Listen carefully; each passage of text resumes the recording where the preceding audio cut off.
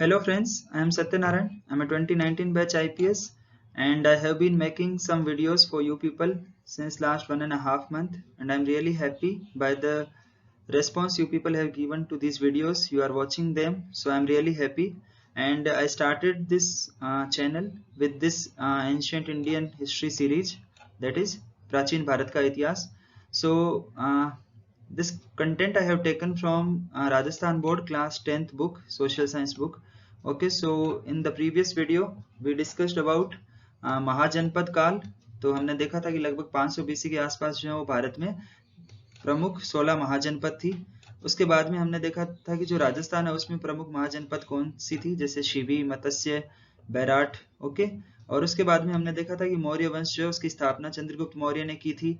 और उसके बाद में बिंदुसार अगले राजा थे, और जो अशोक है उन्होंने बौद्ध धर्म का प्रचार प्रसार किया था, और उन्होंने लगभग जो है एक संपूर्ण भारत में एक जो साम्राज्य होता है उसकी स्थापना की थी. ओके, सो अभी इस वीडियो में हम देखेंगे कि मौर्य काल जो था उसमें प्रशासन व्यवस्था किस तरह की थी.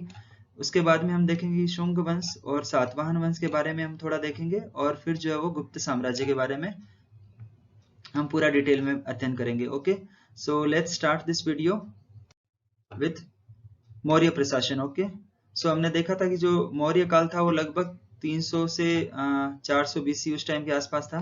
जब BC की बात करते हैं यानी कि ईसा पूर्व, तो उल्टी बात करते हैं. लगभग 500 BC या 400 BC हम कह सकते हैं उस टाइम से लेके, और लगभग 200-250 BC के आसपास तक जो है वो भारत में मौर्य काल था. ओके, और उस टाइम पर जो है वो सबसे पहले एक केंद्रीकृत शासन व्यवस्था की स्थापना हुई थी. ओके, उसके पहले जो है वो छोटे छोटे प्रदेशों में जो है प्रादेशिक स्तर पर ही जो है वो सरकारें वगैरह होती थी, या जो राजा वगैरह होते थे वो रूल करते थे. लेकिन जो मौर्य प्रशासन था उसके साथ ही भारत में पैन इंडियन एम्पायर की स्थापना हुई. ओके, और although it was a centralised system, यानी कि जो राजा है वो एक सेंट्रल कैपिटल से रूल कर रहा था, बट फिर भी जो है वो निरंकुश नहीं होता था, यानी कि जो है वो विचार विमर्श करके निर्णय लेता था और लोगों की बात भी सुनता था. तो उस वक्त के जो चंद्रगुप्त मौर्य के जो महामंत्री थे कौटिल्य, उन्होंने जो है वो 7 अंगों के बारे में बात की है. तो उसमें से कोई भी जो राज्य होता है उसके 7 अंग उन्होंने बताए हैं. राजा, अमात्य, अमात्य यानी कि मंत्री, जनपद, दुर्ग यानी कि किला, कोश, सेना और मित्र. तो ये सब हमें पता होना चाहिए. उसके बाद में जो है वो राजा और मुख्यमंत्री तथा पुरोहित की जो नियुक्ति है वो उनके चरित्र के हिसाब से होती थी, यानी कि जो उनकी मेरिट है उसको देखा जाता था और उसके बाद ही होती थी. तो इस जो परीक्षा होती थी इसको नाम कहा जाता था उपदा परीक्षण. ओके, सो ये थोड़ा सा जरूरी है, हमें पता होना चाहिए उपदा परीक्षण क्या है. ओके, उसके बाद में जो है मंत्रिमंडल के अतिरिक्त जो है एक परिषा मंत्रण भी होता था. ओके, सो अभी जिस तरह से प्रेजेंट में जो काउंसिल ऑफ मिनिस्टर होती है या मंत्री परिषद होता है, लगभग उसी शक्ल का एक परिषा मंत्रण होता था जिसमें अलग अलग विषयों पर विचार विमर्श किया जाता था. ओके, सो इसमें ये 7 अंग कौन कौन से हैं ये हमें याद रखना थोड़ा जरूरी है. और अगली चीज जो हमें ध्यान रखने वाली है वो ये है कि जो कौटिल्य का जो ग्रंथ है अर्थशास्त्र, उसमें लगभग 18 विभागों का उल्लेख है. ओके, और इन विभागों को जो है वो तीर्थ कहा गया है. तो हमें जो अभी प्रेजेंट टाइम वाला जो तीर्थ होता है यानी कि जो पिलग्रिमेज सेंटर है उससे कंफ्यूज नहीं होना है. उस टाइम पे जो गवर्नमेंट के जो डिपार्टमेंट्स होते थे, ओके, विभाग, उनको तीर्थ कहा जाता था. तो इनका जो अध्यक्ष होता था उसको महामात्र कहा गया है. तो ये हमें थोड़ा पता होना चाहिए. जैसे हमने पिछले वीडियो में देखा था कि जो अशोक है उसके टाइम पे धम्म महामात्र होता था, यानी कि उसका काम होता था कि जो बौद्ध धर्म की जो शिक्षाएं हैं या जो एक जीवन जीने का जो तरीका है उसको प्रचार प्रसार करना. ओके, सो धम्म महामात्र. इस तरीके से हम याद रख सकते हैं कि जो कोई भी अध्यक्ष है उसका जो सेनापति या जो अध्यक्ष है उसको महामात्र कहा जाता है. ओके, और उसमें जो सबसे महत्वपूर्ण है वो है कौन कौन से डिपार्टमेंट, मंत्री परिषद, पुरोहित यानी कि जो राजा से विचार विमर्श करता था, सेनापति जो कि जो सेना को लीड करता था, और युवराज यानी कि प्रिंस. ओके, उसके बाद में जो 2 इंपॉर्टेंट टर्म्स हैं जो एग्जाम में कई बार पूछी जाती है वो है समाहर्ता और सन्निधत्ता. ओके, सो इन दोनों टर्म्स के बारे में बुक में दिया हुआ है कि जो समाहर्ता है उसका काम होता था कि राजस्व एकत्रित करना, यानी कि जो रेवेन्यूज होते थे उनको कलेक्ट करना. ओके, सो और उसके अलावा जो है आय और व्यय का ब्यौरा रखना, यानी कि अभी जो प्रेजेंट टाइम में हमारे एक तरीके से जो फाइनेंस मिनिस्ट्री होती है या जो वित्त मंत्रालय होता है, लगभग उसी टाइप का इसका काम होता था, और वार्षिक बजट तैयार करना. ओके, सो ये जो जानकारी है वो हमें पता होनी चाहिए कि समाहर्ता कौन था और उसका काम क्या था. और उसके बाद जो है कोषाध्यक्ष यानी कि सन्निधत्ता, तो आप इनमें आपको अंतर पता होना चाहिए, समाहर्ता कौन है, सन्निधत्ता कौन है। तो इसका काम होता था जनरली कि जो साम्राज्य के विभिन्न भाग हैं उनमें कोषागृह और अन्नगार बनवाना। Okay, so these are the important functions of it. उसके अलावा अलग अलग जो है वो लगभग 26 विभागाध्यक्षों का उल्लेख किया गया है, जैसे कोषाध्यक्ष, कृषि से जो रिलेटेड होता था उसका नाम होता था सीता अध्यक्ष, और जिस तरह से जो आपका चारागाह है उससे रिलेटेड जो नाम है उसका है विविता अध्यक्ष। ओके, तो ये सब नाम दिए हुए हैं, लेकिन इतना ज्यादा जरूरी नहीं है, लेकिन ये समाहर्ता और सन्निधत्ता जो है ये दो हमें पता होना चाहिए। ओके, क्योंकि एग्जाम में कई बार इन पे क्वेश्चन पूछा जाता है। उसके बाद में हम देखते हैं कि ये जो था वो तो केंद्रीय प्रशासन था। ओके, जो सेंट्रल लेवल पे जो था, जहां से मगध जो इसकी राजधानी थी वहां से किस तरीके का शासन होता था। अब जो है मौर्य प्रशासन जो अलग अलग प्रांतों में बटा हुआ था। ओके, तो 5 प्रांतों का उल्लेख मिलता है। तो जो प्रांतीय स्तर है यानी कि जो रीजनल लेवल है वहां पे एडमिनिस्ट्रेशन या प्रशासन किस तरह का होता था वो हम देखते हैं। तो अशोक के टाइम पे जो है वो मगध साम्राज्य का 5 प्रांतों का उल्लेख मिलता है। उसमें जो है तक्षशिला यानी कि उत्तर पथ, अवंती यानी कि उज्जैनी, और कलिंग उसका नाम है तोसली, दक्षिण पथ यानी सुवर्णगिरी, और मध्य पथ यानी पाटलिपुत्र। ओके, मध्य देश। तो इन 5 प्रांतों का उल्लेख मिलता है, और इनका जो शासन होता था वो राजकुमार या जो राजवंशीय कुमार है, ओके, या आर्यपुत्र के नामक पदाधिकारियों द्वारा होता था। तो एक टाइम पे जो है अशोक जो है जब चंद्रगुप्त मौर्य जब सम्राट थे तो उस टाइम पे अशोक जो है वो उज्जैन के प्रांतीय अध्यक्ष होते थे। ओके, तो इस तरीके से जो है वो जो राजकुमार होता था वही चलाता था। उसके अलावा जो प्रांत है वो अलग अलग विषयों में विभक्त था। ओके, जो प्रांत के बाद की जो छोटी अगली वाली जो लाइन जो डिवीजन होता था, फॉर एग्जांपल सबसे पहले सेंटर है, ओके, फिर उसके बाद में प्रोविंस है यानी कि प्रांत, और उसके बाद में जो डिवीजन है, ओके, उसके भी नीचे वाला, तो जो एक डिवीजन है उसको विषय कहा जाता था। और जो इनके जो अध्यक्ष होते थे या जो इनके प्रमुख होते थे उसको विषयापति कहते थे। ओके, विषयपति। तो ये हमें पता होना चाहिए। और जो जिले का प्रशासनिक अधिकारी होता था उसको स्थानिक कहा जाता था। तो कई बार एग्जाम में डायरेक्टली ऐसे पूछ लिया जाता है स्थानिक क्या होता है, या मौर्य प्रशासन के संदर्भ में स्थानिक जो है उसका क्या काम होता था।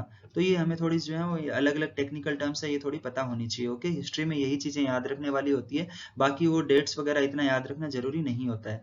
उसके बाद जो है समाहर्ता का अधीन होता था ये स्थानिक जो है, और जो प्रशासन है उसकी सबसे छोटी इकाई का नाम होता था गोप। ओके, और जो लगभग 10 गांवों को संभालता था। ओके, या 10 गांवों का शासन करता था।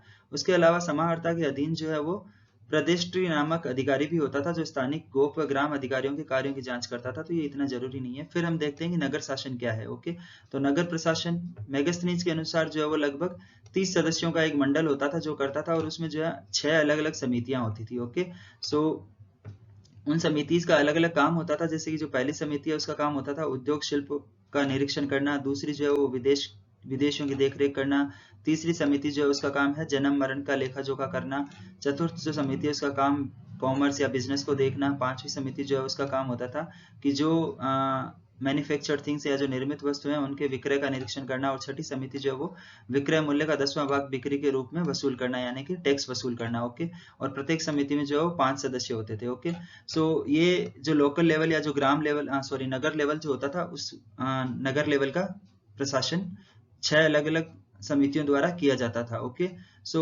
या तो इनमें से ऐसा तो नहीं पूछा जाएगा कि पहली समिति का क्या किया जाता था, दूसरी समिति का क्या होता था, पर किस तरह की अलग अलग समितियां होती थी ये हमें याद रखने में सहायता मिलेगी। क्योंकि हम लिख सकते हैं अगर क्वेश्चन पूछा जाता है मेंस में या प्रीलिम्स में कि कौन कौन सी चीजें मौर्य साम्राज्य के दौरान होती थी, तो विदेशियों की देखरेख करना है या जन्म मरण का लेखाकरण। ओके, ये सब तो सिर्फ स्टेटमेंट ऐसे भी आ सकता है कि मौर्य प्रशासन के टाइम पे या during the Mauryans there was no system of registration of death and birth. Okay, तो वो स्टेटमेंट गलत हो जाएगा क्योंकि हम देखते हैं कि एक अलग से डिपार्टमेंट था जो इस काम को देखता था। ओके, सो ऐसा तो हो ही नहीं सकता कि जन्म और मृत्यु का पंजीकरण नहीं होता था। जनरली हमें लगता है कि जो मॉडर्न टाइम है उसी में होता है, लेकिन ये सब जो है वो लगभग आज से 3000 वर्ष पूर्व भी होता था। सो आई थिंक मौर्य प्रशासन आपको काफी हद तक क्लियर होगा। अब यही सब है जो इंपॉर्टेंट चीज हमें याद रखने वाली है। उसके बाद में हम देखते हैं सैन्य व्यवस्था। तो सेना के संगठन हेतु एक अलग से डिपार्टमेंट होता था, और उसमें भी जो है वो 6 अलग अलग समितियां होती थी, और ये जो समितियां हैं वो 5 विभागों की देखरेख करती थी।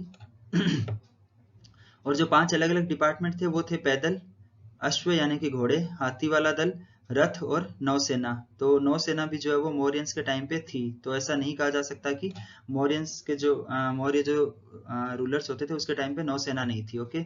और जो सैनिक प्रबंध की जो देख रेख करने वाला अधिकारी होता था उसका नाम होता था अंतपाल। तो मैं आप लोगों से एक सजेशन है मेरा ये कि आप ये जो जितनी भी टर्म्स हैं आप इनको शॉर्ट में लिख लें कि अंतपाल क्या होता है, अमात्य क्या होता है, या उसके बाद में जो सनीदत्ता क्या होता है, समाहर्ता क्या होता है, और एक इनकी आप अलग से लिस्ट बना सकते हैं ताकि आपको रिवीजन करने में इजी रहेगा। ओके।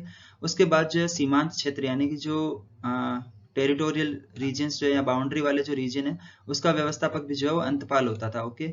और मैगस्थनीज जो उस टाइम पे भारत आए थे सिकंदर महान के साथ, तो उनके अनुसार जो है चंद्रगुप्त मौर्य के पास लगभग 6 लाख पैदल सैनिक थे, 50,000 घुड़सवार वाले सैनिक थे, 9,000 हाथी थे और 800 रथों से सुसज्जित विराट सेना थी। तो ये जो आंकड़े हैं इनको हम एकदम 100% सही तो नहीं मान सकते क्योंकि ये ओवर एस्टिमेशन भी हो सकता है, लेकिन हाँ ये 5 अलग अलग कौन से डिपार्टमेंट है ये हमें जरूर पता होने चाहिए। ओके।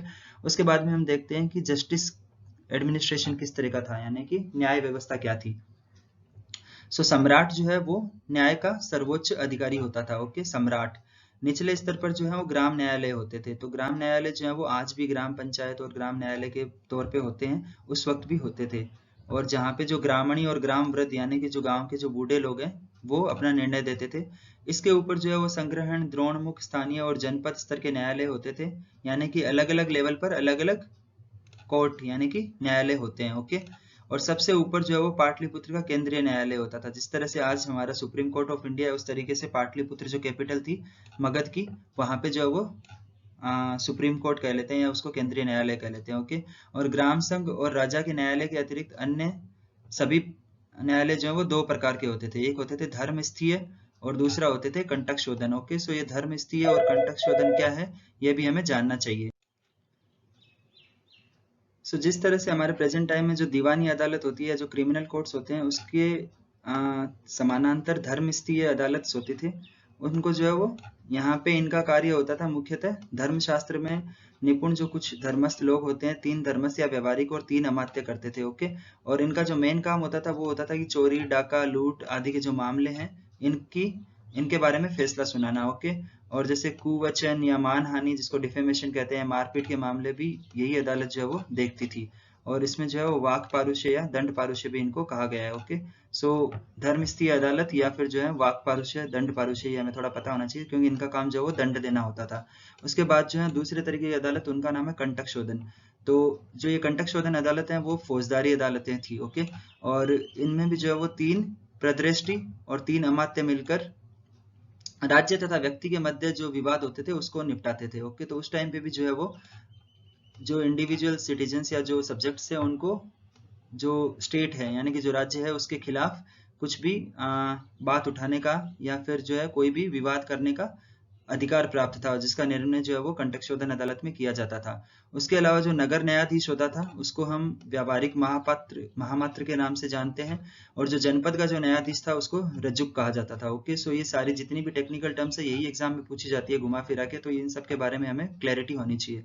उसके अलावा जो है चाणक्य के अनुसार 4 मुख्य अंग है कानून के, वो है धर्म, व्यवहार, चरित्र और शासन। Okay. So we should remember this. अब हम देखते हैं कि जो मौर्य काल है उस टाइम पे जो है वो समाज की दशा और दिशा क्या थी। ओके। तो मौर्यकालीन समाज, तो सबसे ज्यादा जो जानकारी हमें वो कौटिल्य के अर्थशास्त्र से मिलती है। उसके अलावा जो मैगस्थनीज है उन्होंने इंडिका नाम की बुक लिखी थी जब वो भारत में विचरण कर रहे थे, तो वो, और उसके अलावा जो अशोक के अभिलेख हैं उससे भी हमें जो है वो मौर्यकालीन सामाजिक व्यवस्था की जानकारी मिलती है। Okay. So these are all the sources for the history of the Mauryan times. Okay. उसके अलावा जो है कौटिल्य ने वर्ण आश्रम व्यवस्था को सामाजिक संगठन का आधार माना है। ओके। जो वर्ण आश्रम व्यवस्था थी उसको सामाजिक संगठन का आधार माना है, यानी कि जो ब्राह्मण, क्षत्रिय, शूद्र और वैश्य जो है वो 4 अलग अलग वर्ण होते थे। और कौटिल्य जो है इन्होंने चारों वर्ण के व्यवसाय भी निर्धारित किए थे। और उसके अलावा जो कुछ अन्य जातियां थी उनको भी उन्होंने उल्लेख किया, जैसे कि निषाद, पार्श्व, रथकार, सूद, चांडाल, इनका भी उल्लेख उसमें मिल जाता है। और जो मैगस्थनीज की इंडिका है उसमें जो भारतीय समाज है उसके बारे में उसको 7 भागों में विभाजित किया है, 7 जातियों में बांटा है, जिसमें उन्होंने दार्शनिक, किसान, पशुपालक, शिकारी, कारीगर या शिल्पी, सैनिक, निरीक्षक, सभासद और अन्य शासक वर्ग। तो हम देखते हैं कि उस टाइम पे जो जातीय व्यवस्था थी या जो वर्ण व्यवस्था थी वो प्रोफेशन के आधार पर थी, यानी कि जो जो जैसा काम करता था उसके आधार पर ही उनको एक तरीके से जाति या एक अलग कैटेगरी में रखा जाता था। ओके, इस तरह से जो जन्मजात जो व्यवस्था होती है उसमें विश्वास उस वक्त तक नहीं था। तो मेगास्थनीज जो है उन्होंने अपने वर्गीकरण जाति, वर्ण, व्यवसाय और अंतर को भुला दिया है, यानी कि जो व्यवसाय है उसी को ही उन्होंने जाति का नाम दे दिया है। और मौर्य काल जो है उसमें स्त्रियों की जो स्थिति है वो अधिक उन्नत नहीं थी, यानी कि ठीक ठाक थी, ज्यादा अच्छी नहीं कही जा सकती।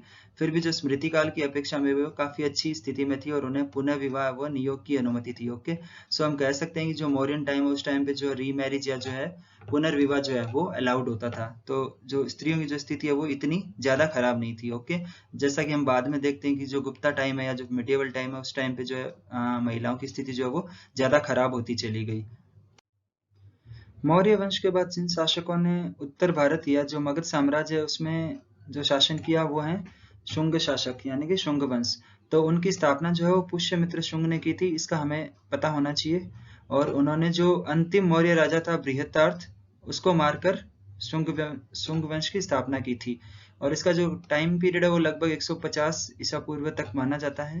उसके बाद जो है सुप्रसिद्ध संस्कृत व्याकरण पतंजलि जो है वो इनके पुरोहित थे। ओके, और उसके बाद जो है पुष्यमित्र के बाद जो शुंग वंश में प्रमुख राजा हुए उनके नाम अग्निमित्र, ज्येष्ठमित्र, भद्रक, भागवत और देवभूति हैं। ओके, सो ये हमें पूछे जा सकते हैं कि ये जो राजा हैं वो कौन सी किंगडम के थे या कौन से वंश के थे। तो ये शुंग वंश के राजा हैं। इनमें से जो अग्निमित्र है उसकी जो लव स्टोरी है उसको कालिदास ने अपने जो मालविका अग्निमित्र जो उन्होंने उपन्यास लिखा था उसकी कहानी बनाया। ओके, सो यूपीएससी ने ये क्वेश्चन पूछा था 2015 में। Okay, so we should remember it. उसके बाद जो है अगला वंश जो लगभग कृष्णा और गोदावरी नदी के जो बीच की जो घाटी थी वहां पर उदयमान हुआ था और उसका नाम है सातवाहन वंश और उसको जो है वो आंध्र वंश के नाम से भी जाना जाता है। Okay, so this is written in the book that इसको आंध्र और सातवाहन दोनों के नाम से जाना जाता है। और इसका जो स्थापना करने वाला शासक था उसका नाम था सिमुख। ओके, और ये 60 ईसा पूर्व के आसपास इसका वक्त माना जाता है और जो इसका शासनकाल है वो लगभग 60 से 37 ईसा पूर्व तक माना जाता है। ओके, सो उसके बाद जो है वो सतकर्णी प्रथम नामक जो व्यक्ति है उसने सातवाहन वंश की शक्ति और सत्ता में विस्तार किया था। ओके, सो सतकर्णी प्रथम जो है दैट इज इम्पोर्टेंट।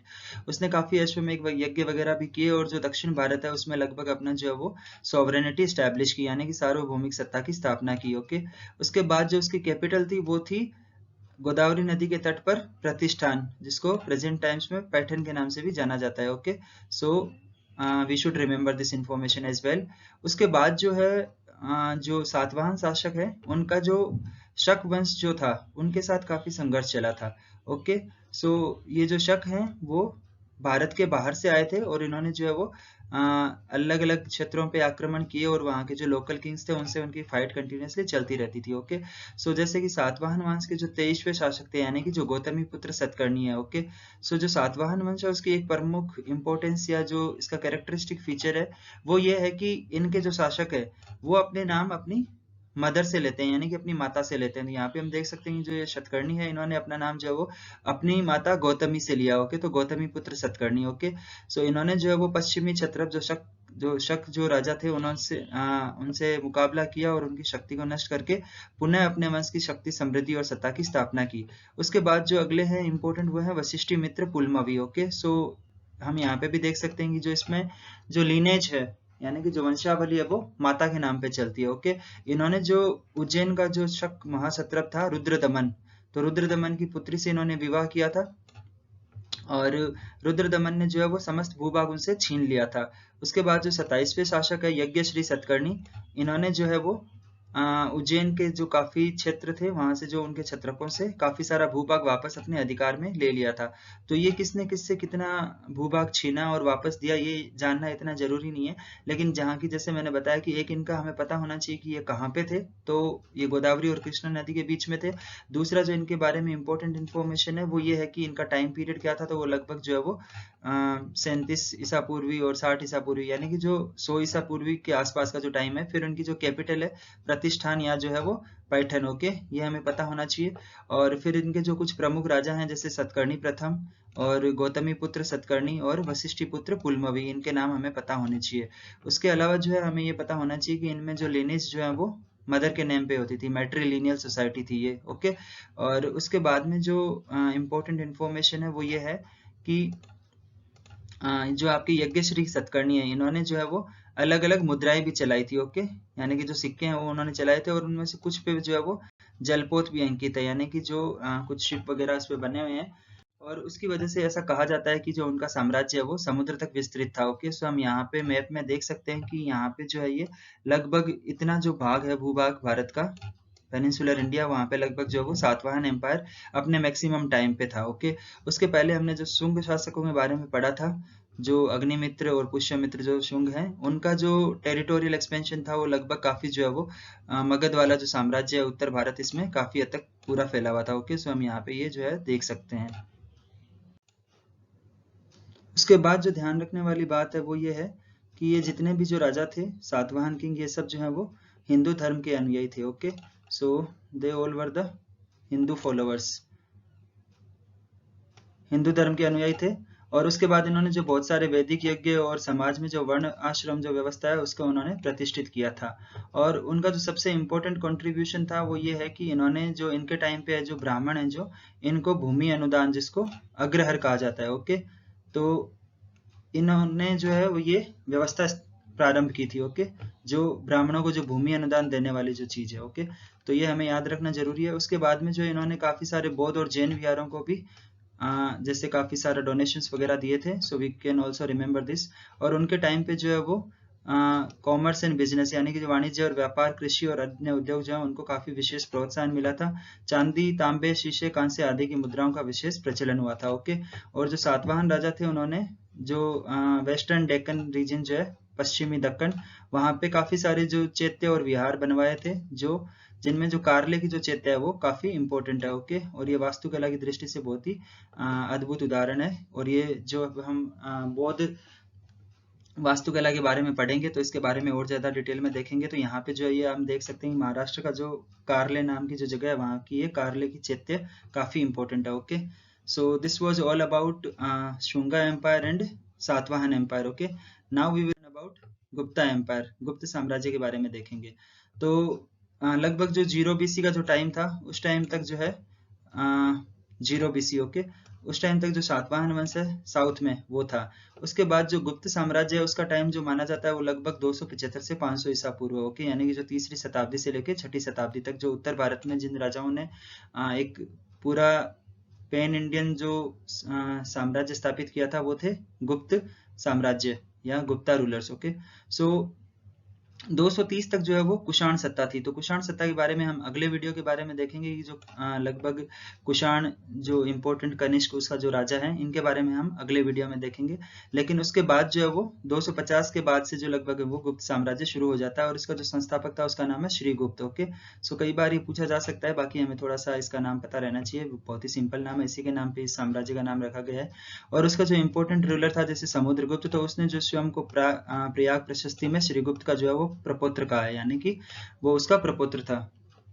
और जो इसका सबसे इम्पोर्टेंट जो सबसे पहला किंग था वो था चंद्रगुप्त प्रथम। तो इसको चंद्रगुप्त मौर्य से कंफ्यूज नहीं होना है, ये चंद्रगुप्त जो है वो चंद्रगुप्त मौर्य से अलग है। ओके, सो जो चंद्रगुप्त प्रथम है उसने महाराजा धीराज की पदवी धारण की थी। सो ये एक इम्पोर्टेंट फीचर है गुप्त रूलर्स का, या गुप्ता जो किंग्स थे, कि उन्होंने जो बड़े बड़े टाइटल्स हैं वो खुद को दिए थे, जैसे महाराजा धीराज, और भी काफी सारे अलग अलग टाइटल्स उन्होंने दिए थे, जिसे हम अलग अलग टाइम पे देखेंगे कि किस किस राजा ने क्या क्या अपने आप को टाइटल दिया। तो उन्होंने जो है वो लिच्छवी वंशजा कुमार देवी से विवाह किया था। तो ये इन्फॉर्मेशन इतनी ज्यादा जरूरी नहीं है याद रखना। लेकिन इन्होंने जो सबसे इंपॉर्टेंट काम है इनका वो ये है कि इन्होंने 319 ईस्वी में एक संवत चलाया था, जिसको गुप्त संवत के नाम से जाना जाता है। ओके, तो अगर एग्जाम में पूछा जाता है कि गुप्त संवत किसने चलाया, तो हमें पता होना चाहिए चंद्रगुप्त प्रथम। उसके बाद जो इनके अगले इंपॉर्टेंट रूलर है या जो किंग है वो है समुद्रगुप्त। ओके, सो इनका काफी ज्यादा योगदान था। और चंद्रगुप्त प्रथम ने जो है समुद्रगुप्त को अपना उत्तराधिकारी नियुक्त किया था। और उसके बाद जो है वो साम्राज्यवाद में विश्वास रखता था। उसके जो दरबारी कवि है हरिसेन, उसने उसकी सैनिक सफलताओं के बारे में इलाहाबाद प्रशस्ति में उनका जिक्र किया है। तो हमें पता होना चाहिए कि इलाहाबाद प्रशस्ति जो है वो उसमें किसके बारे में जिक्र है। सो इलाहाबाद प्रशस्ति में समुद्रगुप्त के बारे में जिक्र किया हुआ है। ओके, और उसी स्तंभ पर ये भी लिखा हुआ है जिसपे अशोक के बारे में भी लेख खुदा हुआ है। ओके, सो दो इम्पोर्टेंट जो रूलर हैं उनके बारे में इलाहाबाद प्रशस्ति में या जो इलाहाबाद इंस्क्रिप्शन है उस पे दिया हुआ है। और जो तीसरा इंपॉर्टेंट रूलर है जो इसमें नहीं लिखा हुआ है वो है जहांगीर। तो जहांगीर के बारे में भी जो है वो इलाहाबाद प्रशस्ति में कुछ ना कुछ उसके बारे में लिखा हुआ है। Okay, so these are all the important facts which we should remember. उसके बाद जो इन्होंने हैं, इनके द्वारा जो जितने भी क्षेत्र जीते गए थे उनको उन्होंने जो 5 भागों में बांटा था। सो गंगा यमुना के बीच का जो क्षेत्र था उसको गंगा यमुना दोआब, उसके बाद में पूर्वी हिमालय के राज्य, पूर्वी विंध्य क्षेत्र के आटविक राज्य, पूर्वी दक्कन और दक्षिण भारत। ओके, तो इनका जो है वो काफी बड़ा साम्राज्य था। उसके साथ साथ जो शक और कुषाण राज्य भी है वो भी एक टाइम पे इनका हिस्सा थे। उसके बाद इलाहाबाद प्रशस्ति में ये भी लिखा हुआ है कि वो कभी युद्ध में हारा नहीं था। और समुद्रगुप्त के पास जो एक शक्तिशाली नौसेना भी थी। ओके, सो हमने देखा था कि जो मौर्य रूलर्स है उनके पास भी नौसेना थी, और जो समुद्रगुप्त है उसके पास भी एक नौसेना थी, और जिससे उनको है जो विदेशी संबंध जो सुदृढ़ करने में काफी मदद मिली थी।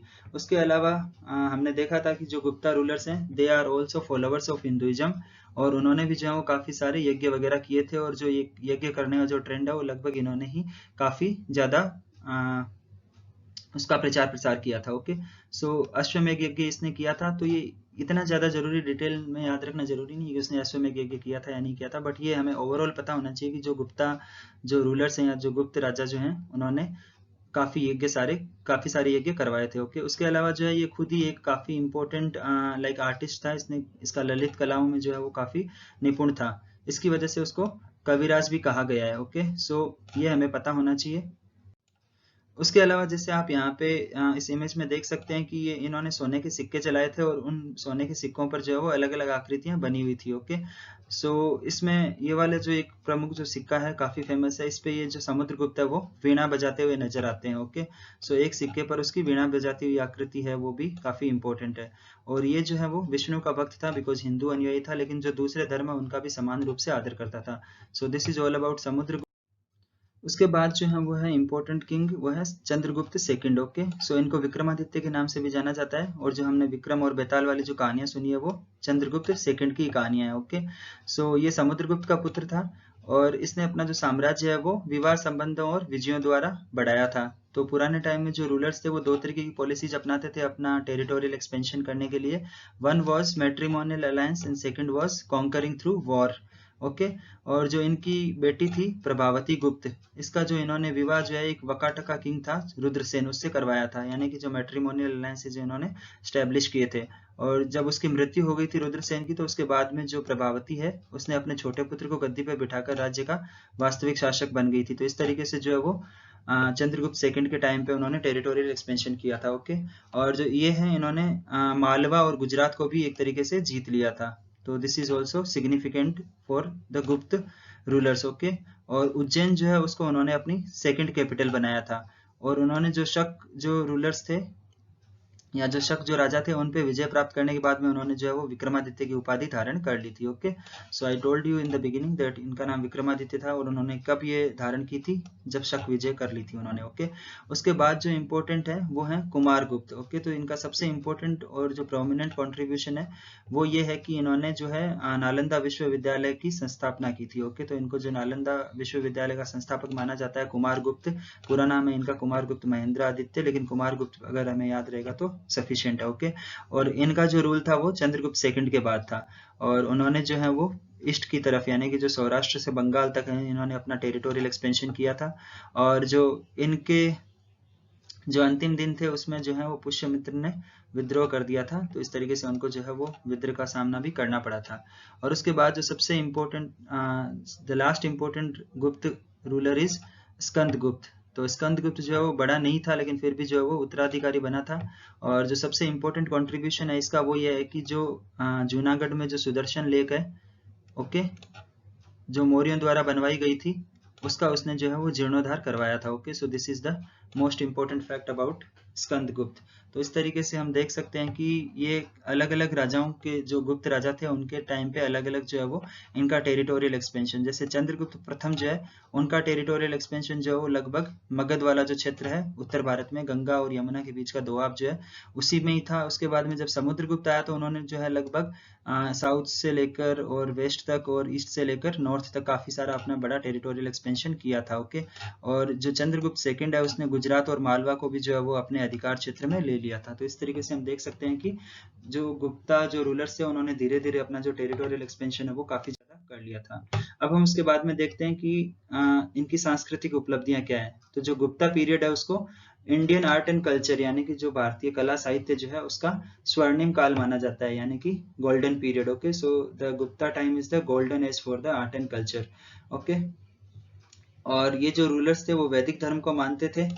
उसके साथ साथ जो समुद्रगुप्त और कुमारगुप्त ने अश्वमेध यज्ञ भी किया था, वो हम देख चुके हैं। उसके साथ साथ उन्होंने बौद्ध और जैन धर्म को भी प्रश्रय दिया था, यानी कि ऐसा नहीं है कि वो कट्टर धर्म के अनुयायी थे, कट्टर नहीं थे, वो बाकी धर्मों को भी समान महत्व देते थे, समान रिस्पेक्ट देते थे। ओके, और जो चंद्रगुप्त सेकंड है यानी कि विक्रमादित्य जो है, उसके टाइम पे चीनी यात्री जो फाइयान है जो बौद्ध धर्म के बारे में पढ़ाई करने के लिए भारत आए थे, और उन्होंने भारत से जो बौद्ध धर्म से संबंधित काफी सारे डॉक्यूमेंट्स वगैरह कलेक्ट किए थे, और वो वापस उन्होंने जो इंडिया की सोसाइटी है उसके बारे में भी काफी कुछ लिखा था। और उनकी जो विवरण है जो उन्होंने जो लिखा था उससे पता चलता है कि जो गुप्त साम्राज्य वो काफी सुशासित था, यानी कि वेल गवर्नड था। ओके, अपराध बहुत कम होते थे, और जो टैक्स का जो बर्डन है यानी कि जो कर भार है वो भी काफी कम होता था।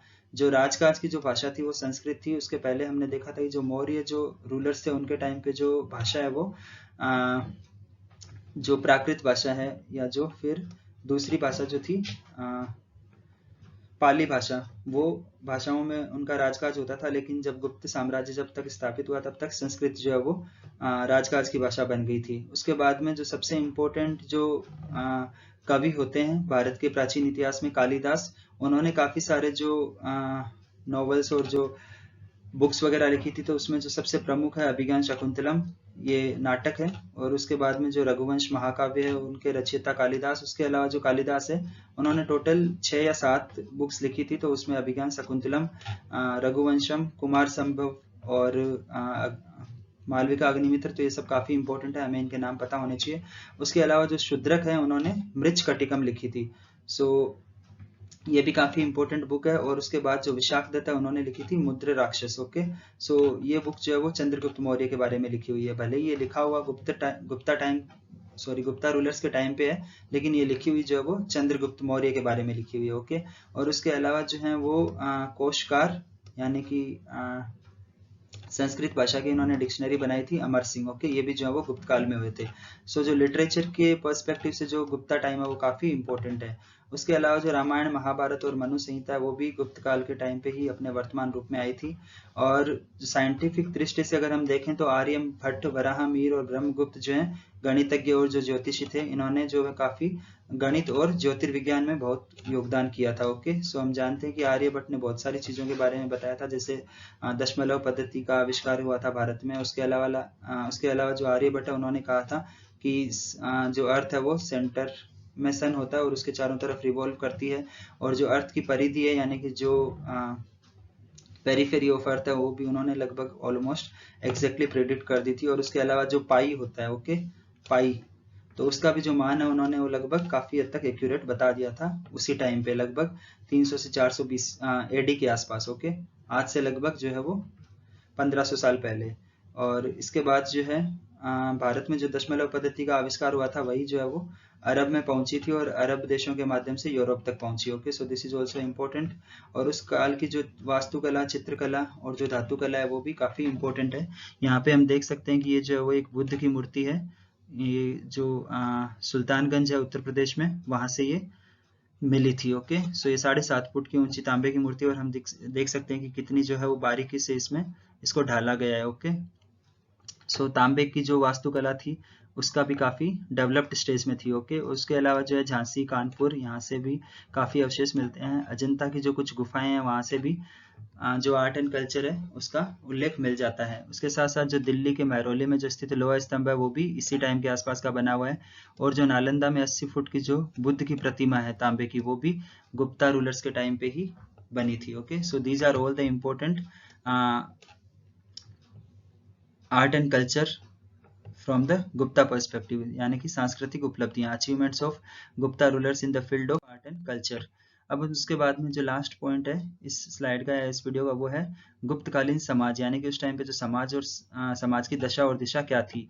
तो हम जानते हैं या हमने देखा था कि जो आपके शुंग और जो सातवाहन वंश है उस टाइम पे लगभग ये जो वर्ण व्यवस्था वो शुरू हो चुकी थी, और जो गुप्ता टाइम जो था उसमें वो अपने एक तरीके से स्टैब्लिश हो चुकी थी। और जो अलग अलग जो एक हायरार्की जो है कि ब्राह्मण जो है वो सबसे हाईएस्ट है, फिर क्षत्रिय, फिर वैश्य और फिर शूद्र जो है वो, ये अलग अलग जो हायरार्की थी वो स्टैब्लिश हो चुकी थी गुप्ता टाइम्स पे।